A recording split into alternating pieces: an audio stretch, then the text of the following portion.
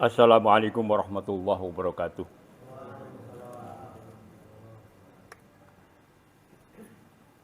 Alhamdulillah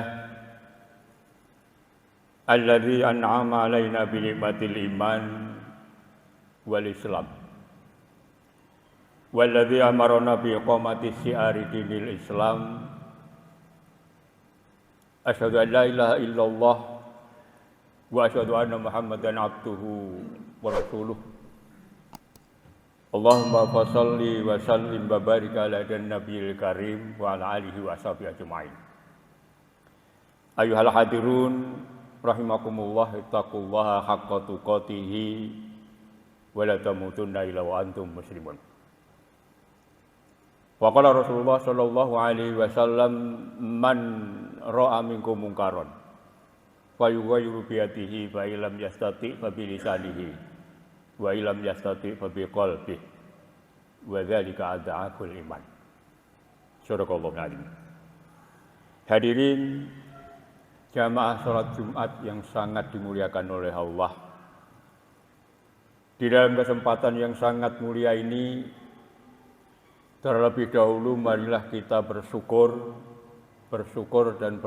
kehadirat Allah Subhanahu wa taala, karena untuk yang kesekian kalinya ternyata hari ini kita bersama-sama masih diberi kesempatan hidup oleh Allah Subhanahu wa taala dan bisa menghadiri sebuah majelis yang agung, yaitu salat Jumat. Saya katakan ini adalah majelis yang agung karena seruan untuk menghadiri salat Jumat itu bukan ya ayyuhan nas, bukan ya ayyuhal muslimun, tetapi langsung ya ayyuhalladzina amanu. Ya. Jadi pertemuan kita siang hari ini bukan sembarang pertemuan, tetapi pertemuan kita pada siang hari adalah pertemuan yang istimewa. Ya. Pertemuannya orang yang beriman kepada Allah, orang yang telah memiliki tingkat kedekatan yang amat sangat dengan Allah Subhanahu wa taala. Ya. Kenapa demikian? Diharapkan orang yang beriman itu mampu melakukan segala sesuatunya itu disiplin. Ya. Disiplin waktu dan disiplin segala-galanya. Ya. Oleh karena itu ternyata setiap Jumat saya menyampaikan khutbah Jumat selalu mengingatkan kepada para jamaah sekalian disiplin dan disiplin. Disiplin waktu. Ya. Jadi sebagai seorang yang beriman kepada Allah Subhanahu wa taala pasti tahu kapan itu sholat Jumat dimulai. Ya. Dan bagaimana kalau kita ini sudah berada di masjid. Itu harus tahu. Ya. Karena apa? Karena di hari Jumat yang seperti ini Allah Subhanahu wa taala akan memberikan pahala yang luar biasa. Ya, kepada kita yang di dalam rangka melaksanakan ibadah salat Jumat itu disiplin. Disiplinnya Tuhan. Ya, satu misal Allah Subhanahu wa taala akan memberikan ganjaran siapa yang datang ke masjid untuk niat melakukan salat Jumat, ya. Kemudian mengambil shaf yang terdepan, kemudian dia melakukan sholat tahiyatul masjid, maka Allah Subhanahu wa taala akan memberi ganjaran seperti berkorban seekor unta. Ya. Namun kalau kita ini datang ke masjid yang pertama, ya, sholat tahiyatul masjidnya di belakang, ya nggak dapat pahala seperti berkorban seekor unta. Ya, karena apa? Tidak disiplin. Ya. Jadi kesalahan-kesalahan yang sering kita lakukan di hari Jumat ini mari jangan terulang terus-menerus. Sebab kalau terulang terus-menerus maka akan rugi. Ya, kita tidak akan mendapatkan pahala dari Allah Subhanahu wa taala. Yang kedua, di dalam kesempatan yang sangat mulia ini marilah kita tingkatkan iman dan takwa kita kepada Allah Subhanahu wa taala. Kenapa? Ini kunci. Ya, iman dan takwa itu kunci sukses. Ya, apapun yang kita lakukan, ya, apapun yang kita perbuat, apapun yang kita berikan, apapun yang kita laksanakan, kuncinya adalah iman dan takwa. Ya, bukan selainnya, tetapi iman dan takwa kepada Allah Subhanahu wa taala. Demikian pentingnya peranan iman dan takwa ini, saya pikir tidak ada satupun khatib yang naik di atas mimbar ini di hari Jumat seperti ini yang tidak berwasiat tentang iman dan takwa kepada Allah Subhanahu wa taala. Semuanya pasti berwasiat tingkatkan iman dan takwa kita kepada Allah Subhanahu wa taala termasuk hari ini. Mudah-mudahan para jemaah sekalian, Jumat demi Jumat yang kita lakukan di masjid manapun akan mampu mendongkrak iman dan takwa kita kepada Allah Subhanahu wa taala. Amin. Hadirin terhormat, di dalam kesempatan yang tidak terlalu panjang ini saya ingin sampaikan sebuah peristiwa yang dilakukan oleh Rasulullah Shallallahu Alaihi Wasallam, yaitu beliau Shallallahu Alaihi Wasallam menunaikan ibadah haji wada. Ya. Jadi sebagaimana yang kita ketahui bersama bahwa Rasulullah itu domisilinya di Mekah dan di Madinah, tetapi telah memberikan contoh yang luar biasa bagusnya kepada kita. Hanya sekali beliau melakukan ibadah haji, yaitu terkenal dengan ibadah haji wada, dan 4 kali beliau melakukan umrah. Ya. Barangkali ini bisa ditiru, ya. Barangkali ini bisa ditiru oleh bangsa Indonesia yang mayoritas umat Islamnya di seluruh dunia ini meniru Rasulullah di dalam rangka melaksanakan ibadat haji. Maka sampai detik ini pula tidak pernah akan terjadi waiting list yang mudaratnya lebih besar. Ya, oleh karena itu mudah-mudahan semuanya berpikir dalam masalah ini. Yang kedua, diilhami atau berangkat dari surat Al-Hajj yang ke-27, Allah Subhanahu wa taala berfirman, wa'din fin nasi bil haji ya'tuka rijalan wa ala kulli dhamirin ya'tina min kulli fajjin amik. Kata Allah, serulah manusia untuk menunaikan ibadah haji. Maka mereka akan berduyun-duyun memenuhi panggilan. Ada yang berjalan kaki, ada yang naik onta yang kurus, ada yang naik sepeda pancal, ada yang naik sepeda motor, ada yang naik pesawat, ada yang naik bus, ada yang naik kapal laut dan sebagainya. Yang semuanya datang dari tempat yang jauh darimu dalam rangka memenuhi panggilan. Hadirin terhormat, sebelum musim haji tiba, Rasulullah Shallallahu Alaihi Wasallam mengutus sahabatnya untuk memberikan pengumuman, menyampaikan pengumuman kepada muslimin dan muslimat yang berada di Mekah dan di Madinah bahwa tahun ini, yakni kira-kira pada tahun 10 Hijriah atau 634 Miladiyah, Rasulullah menunaikan ibadat haji. Setelah pengumuman itu tersampaikan di hadapan kaum muslimin, maka mendekati musim haji tiba, ya, yang semuanya sudah berkumpul di Mekah semuanya, ya. Kemudian Rasulullah Shallallahu Alaihi Wasallam mengatakan, wahai kaum muslimin, bersiap-siaplah kalian, bersiap-siaplah kalian untuk menuju ke Arafah. Untuk apa? Wukuf. Ya. Hadirin terhormat, pada saat itu yang menunaikan ibadat haji bersama Nabi tidak kurang dari 135.000 kaum muslimin. Sebuah jumlah yang luar biasa besarnya pada saat itu. Ya. Sebuah kejadian yang apabila pemimpinnya tidak pemimpin yang ditaati maka sulit diatur karena saking banyaknya. Barangkali kalau sekarang ini berbicara di hadapan 1 miliar manusia, no problem. Karena apa? Alat komunikasi sudah begitu bagus. Tetapi 15 abad yang lampau, 135.000 itu satu hal yang luar biasa. Ya. Maka Rasulullah Shallallahu Alaihi Wasallam memimpin iring-iringan menuju ke Arafah. Wukuf ke Arafah. Ya. Kemudian Rasulullah Shallallahu Alaihi Wasallam mengulang sebelum beliau khutbah. Wahai kaum muslimin, kalian mendekatlah aku. Ya, mendekatlah sedekat-dekatnya. Supaya apa? Apa yang aku sampaikan nanti terekam. Ya, terekam bagus. Ya, terdengar telingamu. Ya, bisa memahami ya, apa yang aku sampaikan. Ya, sambil menunggu maka jamaah pada mendekat Rasulullah Shallallahu Alaihi Wasallam sedekat-dekatnya. Yang mestinya dia itu harus menggaruk-garuk. Ya, badannya karena urusan gatal dan sebagainya dia tidak lakukan. Supaya apa? Supaya apa yang disampaikan Nabi nanti tidak ada secuil pun yang kelewatan. Hadirin terhormat, setelah dirasa siap maka Rasulullah Shallallahu Alaihi Wasallam segera naik di atas punggung onta yang terkenal kuat di kota Mekah dan beliau menyampaikan khutbah. Ya, di antara yang beliau sampaikan pada waktu beliau menyampaikan khutbah itu, beliau mengatakan, ya ayuhan nas inna rabbakum wahidun. Kulukum li adam wa adam min turab. La fadila li arabiyyin ala ajamin ala illa bitaqwa. Allah ta'ala la ta'udu ba'di kafaron yadribu ba'dukum riqaba ba'd. Kata Nabi yang pertama, ya ayuhan nas inna rabbakum wahidun. Hai segenap kaum muslimin, Tuhan kita itu adalah satu, yakni Allah.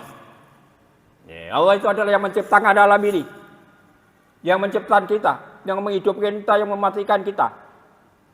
Ya, yang menggerakkan semua yang bergerak, yang mendiamkan semua yang diam, yang menghidupkan semua yang hidup, yang mematikan semua yang mati.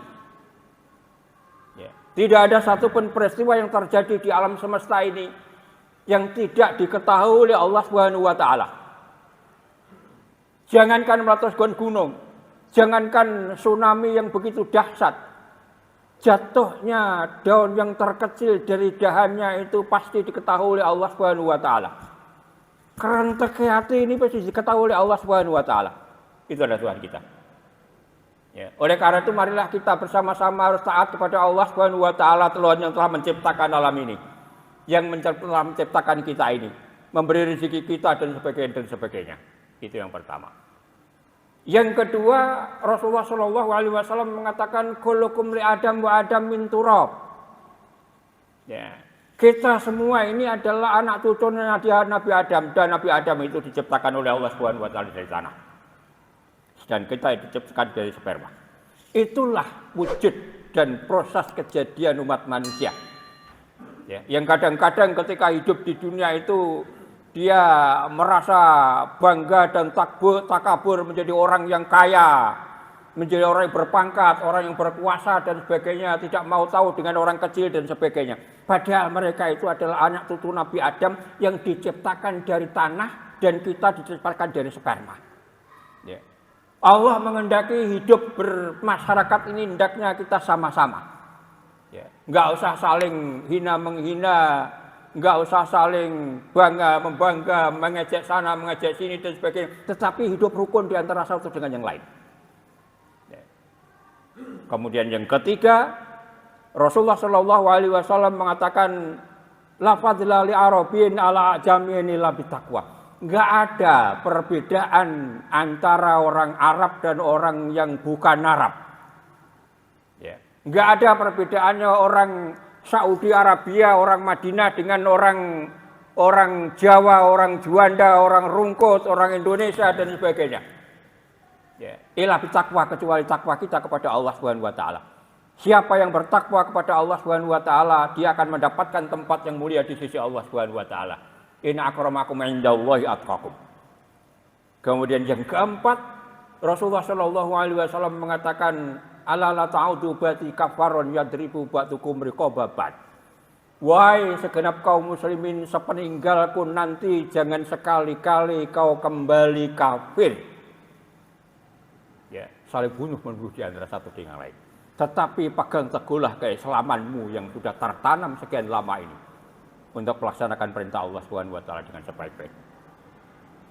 Hadirin terhormat, setelah Rasulullah Shallallahu Alaihi Wasallam menyampaikan yang seperti ini selesai, maka kembali Rasulullah Shallallahu Alaihi Wasallam menghimbau kepada para jamaah, wahai jamaah, siap-siaplah kalian untuk segera keluar menuju ke Mina, keluar dari Arafah menuju ke Mina. Masih di dalam Arafah para jamaah sekalian, pada saat itu ada sebuah kejadian yang sangat mengejutkan, yang membuat kaum muslimin sekitar 100.000 itu, khususnya Khulafaur Rasyidin, ya, sahabat Khulafaur Rasyidin menjadi bingung, menjadi panik, jadi susah, ya, menjadi gemetar hatinya. Karena apa? Rasulullah Shallallahu Alaihi Wasallam yang memimpin iring-iringan di depan dan berada di atas punggung onta yang terkenal kuat di kota Mekah itu, ternyata Rasulullah Shallallahu Alaihi Wasallam tersungkur, pingsan, nggak sadarkan diri. Ya. Melihat kejadian yang seperti inilah 4 sahabat ini mendekat Rasulullah Shallallahu Alaihi Wasallam, di samping dia panik, bingung, dan sedih. Di antara mereka ada yang mijitin Nabi, ada yang ngipasin Nabi, ada yang membersihkan pasir-pasir yang menempel di gamis beliau Shallallahu Alaihi Wasallam. Dan tidak lama kemudian Rasulullah Shallallahu Alaihi Wasallam siuman, sadar, dan segera bangkit, dan segera menenangkan kaum muslimin yang ratusan ribu itu. Kata Nabi, wahai sahabat, wahai kaum muslimin, tenang, tenang dan tenang, gak usah panik. Yang menyebabkan aku pingsan bukan lantaran aku sakit. Yang menyebabkan aku pingsan bukan lantaran aku kehausan. Yang menyebabkan aku pingsan bukan aku kelaparan. Tetapi yang menyebabkan aku pingsan bersama untaku yang terkenal kuat. Ternyata aku baru saja menerima wahyu dari Allah SWT. Dan aku pikir wahyu ini adalah wahyu yang mendekati terakhir kalinya yang diberikan Allah SWT kepada kita. Kepadaku. Tercantum di dalam Al-Quran surat Al-Maidah ayat 3 yang berbunyi, Al-yawma akmaltu lakum dinakum wa atmamtu alaikum ni'mati wa raditu lakumul Islam madina. Ada 3 hal yang perlu kita cermati ayat yang singkat ini. Yang pertama, Allah SWT memberitahu kepada Nabi Muhammad, wahai Muhammad, disaksikan ratusan ribu kaum muslimin hari ini, detik ini, dan di tempat ini. Islam yang kau dakwahkan selama kurang lebih 23 tahun dengan cara berangsur-angsur, hari ini sudah cukup. Ya, Quran sudah cukup. Enggak usah kau tambah, enggak usah kau kurangi. Laksanakan itu semuanya sampai kiamat. Ya. Itu Quran adalah dari Allah SWT. Yang menurunkan Allah SWT, yang menjaga keautentikannya juga Allah SWT. Inna nahnu nazzalna dzikra wa inna lahu lahafidun. Akulah yang menurunkan Quran dan aku yang menjaga keautentikan Al-Quran. Oleh karena itu para jamaah sekalian, sampai kapanpun, dimanapun, dan siapapun, sampai kiamat nanti tidak ada satupun makhluk dan tidak ada satupun manusia yang mampu mengubah keberadaan Al-Quran. Walaupun hanya 1 huruf saja. Karena apa? Ini berada di bawah jaminan Allah SWT. Ya, karena itu para jamaah sekalian, Al-Quran adalah merupakan sandaran orang yang bertakwa kepada Allah SWT. Al-Quran adalah merupakan landasan berpijaknya seorang muslim yang beriman dan bertakwa kepada Allah SWT. Jangan sampai keluar dari itu. Siapa yang keluar dari aturan Al-Quran dan hadis, maka akan menjadi manusia yang disesatkan oleh Allah SWT, yang sesat-sesatnya. Itu yang pertama. Yang kedua, wahai Muhammad, hari ini, detik ini, dan disaksikan ratusan ribu kaum muslimin, nikmat yang aku berikan kepada kalian sampai kiamat sudah cukup. Enggak kurang. Bahkan lebih. Ya. Oleh karena itu para jamaah sekalian, dengan nikmat Allah SWT yang banyak itu, marilah kita banyak bersyukur kepada Allah. Banyak-banyaklah bersyukur kepada Allah SWT. Kata Allah, lain syakartum la azidannakum wa la in kafartum inna adzabi lasyadid. Siapa yang bersyukur kepada Allah akan aku tambah, dan siapa yang kufur akan aku laknat. Kita sebagai bangsa Indonesia yang mayoritas umat Islam ini sesungguhnya harus menjadi satu-satunya bangsa di dunia yang harus banyak-banyak bersyukur kepada Allah SWT. Karena apa? Karena kita ini oleh Allah SWT ternyata ditempatkan di sebuah bumi yang namanya Indonesia, yang konon Indonesia adalah negara yang subur makmur. Ya. Apapun yang ditancapkan di bumi Republik Indonesia ini tidak akan sia-sia, tetapi akan bermanfaat bagi siapa yang menancapkan. Tetapi aneh para jemaah sekalian, kenapa bangsa Indonesia yang mayoritas umat Islam dan dibangun dengan menonjolkan nilai ketuhanan ini, hidupnya seperti yang kita lihat bersama dan kita rasakan bersama. Apakah salah Allah? Ya, tentu tidak. Yang salah adalah kita. Kitalah yang tidak mensyukuri atas nikmat Allah SWT. Ya, bersyukur itu adalah memanfaatkan segala potensi yang ada pada diri kita ini dan lingkungan kita ini sesuai dengan keinginan dan kehendak Allah SWT. Aturlah negeri ini dan segala sesuatunya sesuai dengan aturan Allah SWT. Pasti Allah SWT akan menjadikan negeri ini menjadi negeri yang baldatun thayyibatun wa rabbun ghafur. Aqulu qouli hadza wa astaghfirullah li wa lakum.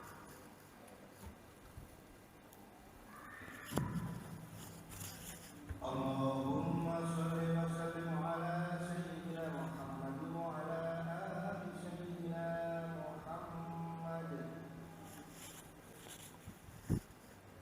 Alhamdulillahil wahidil qahar. Al-azizul jabbar. Al-malikul haqqul mubin. Asyhadu an la ilaha illallah wa asyhadu anna Muhammadan abduhu wa rasuluh. Allahumma shalli wa sallim wa barik ala dan nabiyil karim wa ala alihi wa ashabihi ajma'in. Ayyuhal hadirun rahimakumullah, ittaqullaha haqqa tuqatih wa la tamutunna illa wa antum muslimun. Shadaqallahul azim. Hadirin yang terhormat, yang nomor 3, Allah Subhanahu wa taala mengatakan wa raditu lakumul Islam madinah. Islam itu adalah agama yang aku ridhoi. Ya. Ini penegasan Allah Subhanahu wa taala kepada kita. Oleh karena itulah para jamaah sekalian, kalaulah Al-Qur'an itu bukan merupakan wahyu Allah Subhanahu wa taala yang dijamin keautentikannya oleh Allah, ya. Kalaulah Islam itu bukan agama yang sah di sisi Allah, inna dina indallahil Islam, dan kalaulah Islam itu bukan agama yang diridhoi oleh Allah Subhanahu wa taala, maka Quran dan Islam itu sudah tamat sejak Rasulullah Shallallahu Alaihi Wasallam masih hidup. Kenapa sampai bertahan sampai sekarang ini?